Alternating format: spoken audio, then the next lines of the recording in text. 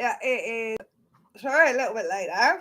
Just getting myself sorted. I've just got a cup of tea on the boil, and oh my god, oh that's me. Oh, as I said, I'll be back with coffee clubs joining in the morning. Things have been a little bit on the crazy side lately. Down to we've been having such lovely weather, so let me just get my coffee on the go. Well, actually, it's going to be a cup of tea this morning, I think. I've got a cup up here. Yeah, a cup of tea this morning, guys. So I'm going to flip you around a bit. There we go. All right. So I'm back here with Coffee Morning, and I'm just checking in to see how you guys are all doing. I'm just going to get there we are. Here we are.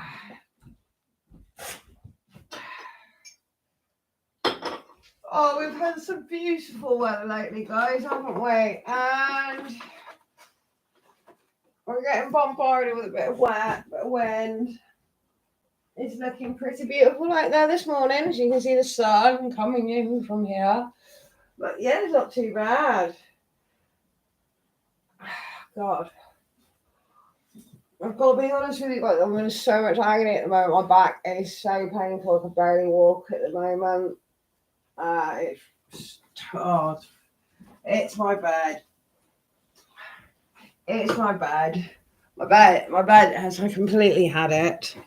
But I'm not buying a new one until, well, I don't need to buy a new one until I move house. But unfortunately, this is giving me the worst backache in the world, and there's nothing I can really do about it. So I don't even know if I'm going to be making it this weekend, because just talking about the house and I'm in so much pain. And I don't know. Excuse me, guys. I'll be back in a minute. I'm just going to turn this around. I need to put some news on, to be honest. See what's going on. Right, if I find the remote. There we go. Yeah, we've had actually quite a bit of fun lately. Obviously. Just bear with me a minute. Ugh.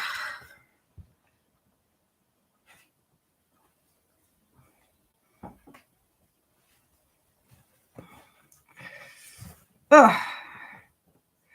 There we go. All right, we'll get this guy going. There we are. By the remote. Oh, you might notice I'm using my new table. This is how pretty solid. We're doing quite well. Oh, my God. So sorry, guys. Sorry about that. Yeah, we're using my new table for 11 quid. How can you can't beat that? Yeah, obviously, the better the table, the dearer the table. So if you want yours a little bit more, you want a little bit on the other one's half of it, or you want some more shelving or something, then it's going to be a little bit more expensive. All right, let's put this on BBC One. And I love a BBC One, but I like to know what's going on with local news. So BBC One it is. Social media, he says, although I haven't heard from anyone at the BBC or Danny J on seeing and reading, that I've been sacked from MasterChef, and I repeat that I have no recollection of what I'm accused of. So they've got rid of John. That's just not. I thought they were just sacking Greg Wallace. No, they've got rid of John. I'm going to leave you watching that a minute. I was going to make my tea. I'll be 2 minutes. I didn't realise they sacked John.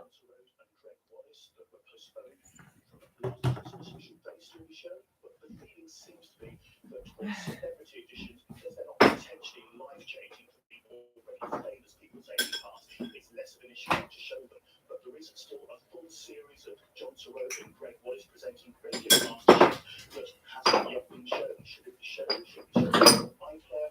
Should the same amateur chefs be invited to a new series with 2 new presenters in the future. A lot of decisions for the BBC, it says it will make at some point. Okay, Lisa, thank you very much indeed for that update. Oh dear. I've blown it a lot out of proportion, to be honest. I don't see why somebody else should suffer just because of one other person. But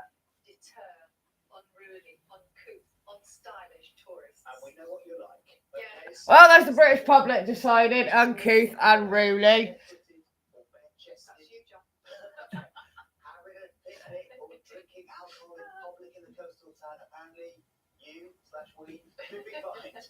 Good. Good.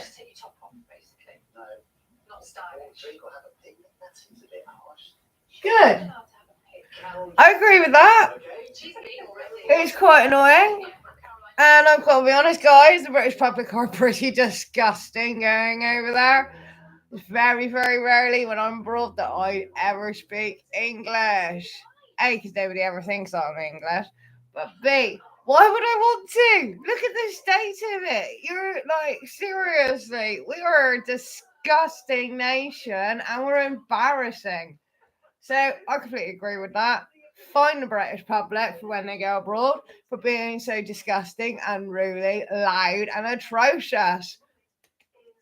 I'm all with that. I may be British, but I am definitely with the fining British public when they don't know how to behave in other countries.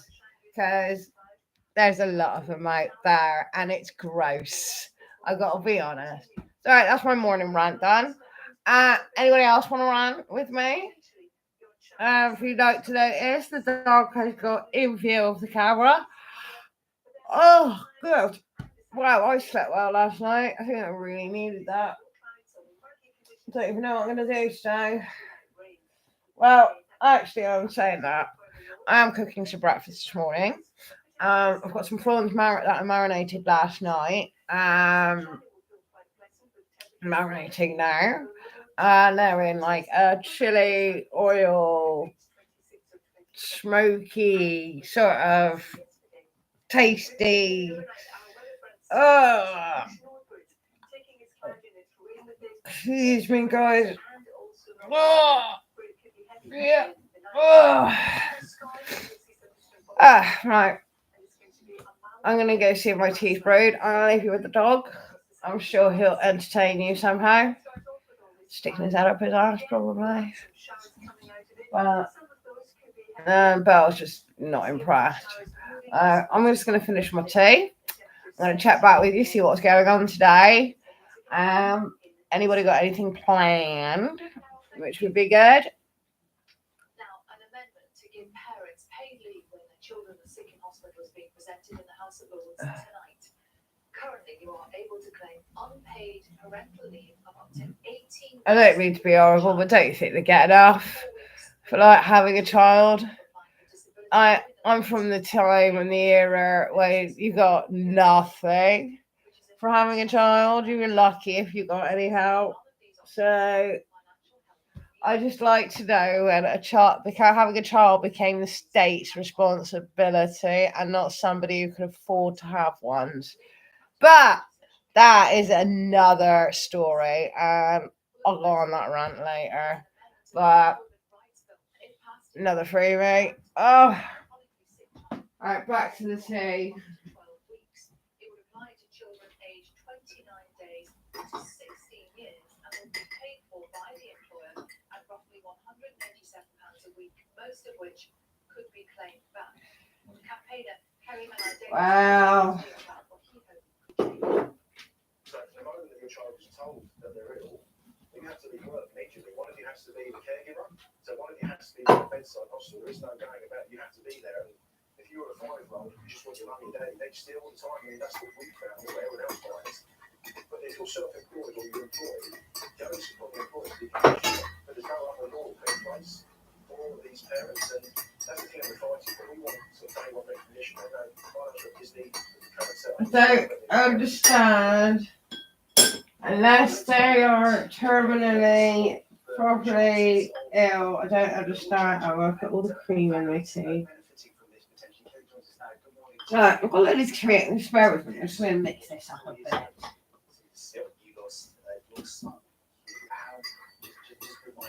That's different. We're not. Well, I think even your child being That's diagnosed with cancer, terminally ill. you know, What about all the other parents that were like whining about their children being ill but aren't terminally ill? he thought we were winning, and he made his 6th birthday, and then sadly 2 weeks after he passed away, and left a massive hole. As anyone can imagine, everyone tells you never get over it. You don't ever get over missing a child, and that's bullshit. How can you ever get over missing a child? It's not something that disappears. Alright. So guys, morning. I'm back with, tea in hand. Here we are. I'm rather sad. That's different when your child has something like cancer or something. But it's the rest of the... Oh, I've just spilled tea all over myself. And it burns. It's the rest of them that make it difficult. I'm really sorry. I'm a big believer in, excluding the people that, with the terminally ill children and stuff. I'm a very, very big believer that you shouldn't be having children unless you can afford them, and the state shouldn't be paying for them, or any of them in any matter frame, no matter what. If you have a child, then it's your responsibility. And I don't mean to be harsh, and I don't mean to be cruel, but we're not there to pay for your kid. I already get uppity about paying council tax when I see the big child bill on there. Especially for at the moment, and it may be forever, not sure. I don't have any children. And I don't think it's fair that I have to pay for things that don't affect me. And at the moment, looking like they won't ever affect me. So, yeah, I do get a bit of the old nose out of joint round about that.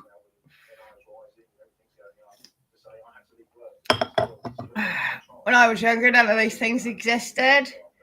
I know with my sister's firstborn, none of those things existed. The handouts of, not being funny, but it's almost like they're substituting for another parent, especially for the women that don't have partners. It does feel like a substitution. But then again, you've also got to look at, really, the kids that those type kids are being born aren't actually going to have a life anyway. If you look at the circumstances they're born into, surroundings that they're born into, they're never going to have a life. They're never going to succeed, and they're never going to do anything because there's nobody there to push them, and there's nobody there to help them, and there has been nobody there. So all this government funding and helping all these people with these children they never planned are just going to keep continuing because those children will never become anything. And I hate to say it, I hate to be cruel, but it's so true. Unless you're actually interested in your child's welfare, your child will become nothing, and it will just repeat the process of probably having a child that it doesn't need a child, and probably having one it's not really suitable for, and causing another burden on society. And the pattern will continue. So until we stop this pattern and tell people no, me, I just give everyone a pill that you can't have chicken, that you can't have them. Please don't do that. Me, you'd have a pill, and there'll be like sort of tiers that you got to qualify before you can get a child. Because when I sit back and see one more person with a child that doesn't deserve it, and I'm looking at that child thinking that has no hope, you know what I mean? I'm going to scream. All right, I really am going to scream. Because I'm really sick of looking around, looking out my window and seeing all these bodies that are not going to be of any help to society. And they're just going to repeat the process. So it will be either pregnancy benefits off the system for the rest of their lives, or it will go, I'm going to stay on benefits, because I've got no other way of getting a job and I've got no other education. It will go that way. And I don't mean to be horrible, and I don't mean to be cruel, but it's the fact of nature. It's the way it happens. If you've got nobody helping you, and you've got nobody interested in you, and nobody showing you which direction to take, you haven't really got a lot of hope. And unfortunately, that is 99% of the people, children in this country. Because babies having babies don't learn from babies, they learn from adults. Anyway, back on to what's going on today. I have no clue. I don't even know what I'm doing today. I have no clue. All I know is I'm cooking prawns, and that is about it. I'm having them for breakfast. I'm just debating whether to go for. I've got some of that lovely cornbread still left over from Macy's Bakery. Or, excuse me guys, I have some sliced white actually that I bought from Macy's Bakery, just a single loaf one. I've got some of that as well. So, be a bit of a choice, but definitely going to have the prawns with the avocado. And I'm considering making like a breadcrumb crispy topping to go on top of my prawns, which would be quite nice.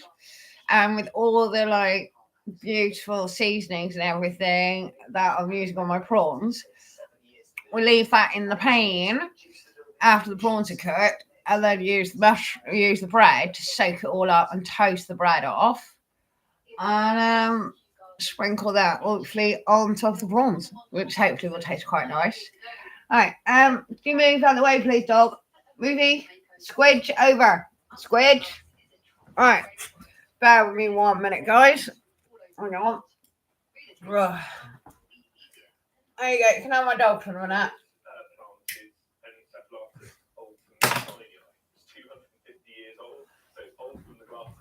Oh wow. When you're thinking about moving your plants, you think of pot plants, because this is a pot plant. It would be quite straightforward, but I don't think that's the case for this. No, this one is probably the plant that I worry about. See, I don't know if you can see this, guys, but I'm looking at this greenhouse.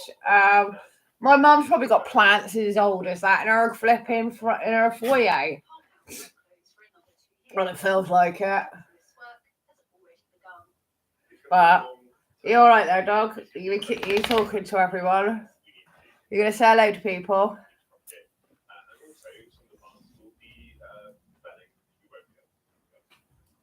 This is a renovation on an epic scale. There are 16,000 panes of glass in here. All of them will be replaced. That looks pretty cool. Every single one of the 1,000 plant species will be removed and safely stored. Oh wow! 5 years is the estimate for how long this is all going to Well, take. where are they gonna put where are they gonna go? Completed in 1848, the building was a wonder of the Victorian age.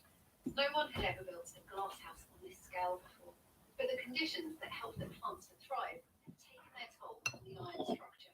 Oh yeah. It's a really difficult environment for the ironwork to survive through the heat, humidity day after day. They will strip down to the bare metalwork, so they'll strip off all this flaking paint and kind of rust, strip down, do repairs where needed, and then build back up protective layers to try and ensure that. Why don't they just wrap it in plastic? Also to give the longest possible duration before we have to do another refurbishment. The aim is to restore the farmhouse to its full glory, but Hugh is also taking the opportunity. That is pretty cool. That is a massive plant house, guys. I'm sorry we're watching this in the morning. I'm just absolutely mesmerised by it. There are plans to use new glass technology as well as big changes to the way it's heated. Well, yeah. No. So this is the historic farmhouse tunnel. Oh wow. First in the 1840s, this tunnel was used to transport the coal on tracks down to the boiler. How cool is that, guys? I know it's a bit of early morning learning. Don't you even put your pools up there because it will flip. There we go. Tyson's just getting a better angle so you can deal with him. You've got Tyson. Do you want a coffee? Tea? No, standing. Get down. All right. That's Tyson saying good morning to you. Sorry, guys. I was just mesmerised by that. Mm. Ah, sorry about that, guys. Yeah, that was just a little bit interesting for me. I didn't actually realise that it was still standing. It's pretty bad. But hopefully you all did it again. Sorry, guys. It is a bit like that this morning. I've got to be honest. Why don't they just redo it in plastic? It would be so much better. Anyway, that's my rant for this morning. I've done mine. When are you going to do yours, guys? You need to log on, tell me a rant, and just go for it. And then step out the door. I've had mine this morning because the BBC has this habit of like putting topics on that get you a little bit riled. It's the red 60-year-old Flymo electric 38A, and now it's heading for a museum. Oh, Mark, want to say much for that. We used to call it fly and chop because everyone chopped the cable off when you were doing the fly mower across it. God, the BBC are really struggling for some news this morning. Right. Oh, God. A Flymo is a type of hover lawnmower that uses You remember, right? Come on, guys, you're showing your age now, right? Who remembers that? Who had one? Whose parents had one? British Lawnmower Museum in Southport. Very few Flymos are made in blue. Yeah, they were all made in orange. Tells you when the blade is spinning with the red dot that's on the top of the motor. Flymo. It's nice and light to use. The mower will join King Charles and Brian Bayes for the mowers at the museum, which opened in 1988. It can go amongst the lawnmowers of the rich and famous. We'll try and get it next to Paul O'Grady's, which was one of his 50th birthday presents. Flymo, guys. Really? It was so good. I loved the Flymo. Right. Anyway, as I said, guys, I apologise for running a little late this morning, but I did say to you I would be here. I would be having a cup of coffee with you. Well, cup of tea. I was still waking up here.